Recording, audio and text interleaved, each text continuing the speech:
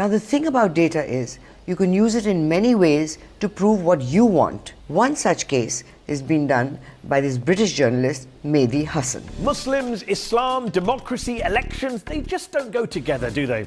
At least that's what we're told by some of the faith's biggest critics. But look at the big picture. Sure, the Arab world is home to plenty of kings, emirs, generals, dictators, but the majority of the world's Muslim population doesn't actually live in the Arab world. In fact, it's the Asia-Pacific region that's home to 62% of all Muslims. But Arabs prefer a strong man in charge, right? Wrong.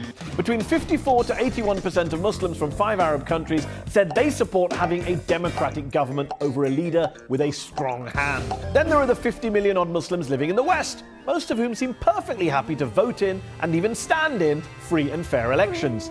In 2015, the UK increased its number of Muslim members of parliament from 8 to 13. Canada elected 11 Muslim MPs in the same year. And in the US, which has 2 Muslim congressmen, Muslim voter registration is up ahead of the presidential election. So the next time some pseudo-expert tells you Muslims don't like democracy or Islam is incompatible with democracy, remember the hundreds of millions of Muslims, in fact the majority of the world's Muslims, who prove that expert wrong. Now see, I do think Islamophobia is real, and a very real danger on which bigots like Trump and in Hamara own India, people get off and milk to the fullest. But while calling them out, to pretend there is no need to scrutinize the reasons why some Islamic countries are falling behind in liberal values is also a problem. While Mr. Hasan glossed over the Middle East and listed countries, including India, to prove the compatibility of Islam with democracy, here is a list of countries where the Sharia law is the main source of legislation.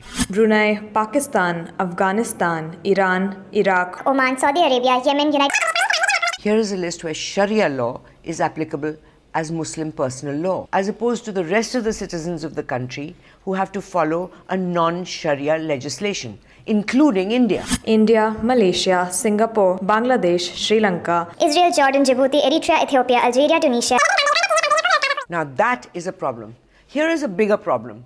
To prove his case, this is what Mehdi Hasan says. And of the top 5 countries in the world with the biggest Muslim populations, Indonesia, India, Pakistan, Bangladesh and Nigeria, not only are none of them in the Middle East, but they're all democracies too. So India, Indonesia, Pakistan and Bangladesh are described as countries with the largest Muslim populations. Bangladesh, which has seen a string of murders of atheist bloggers, devoid of consequences. Pakistan, which had primitive laws, including the Hudud Ordinance, which was overturned by a dictator because obviously an elected government would not dare to do that. Indonesia, where on the island of Aceh, the government has given in to Islamist pressure by applying Sharia law to several crimes. Also, to club India with the list of democracies to prove that Islam and democracies are completely compatible, I have just 2 words: Shah Banu, where the Supreme Court decision was overturned by the Parliament, a temple of democracy,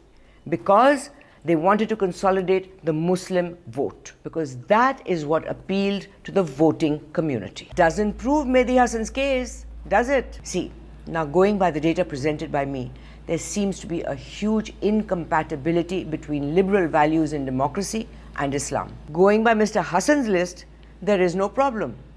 That's the jadoo of data. So dear those bending backwards trying to prove Islam has no problem with liberal values and democracy, you're pretty blind. And dear bigots who will use this Tippani to push their own bigotry, don't. You're still bigoted and prejudiced, horrible people who don't belong in a civilized society. Just go.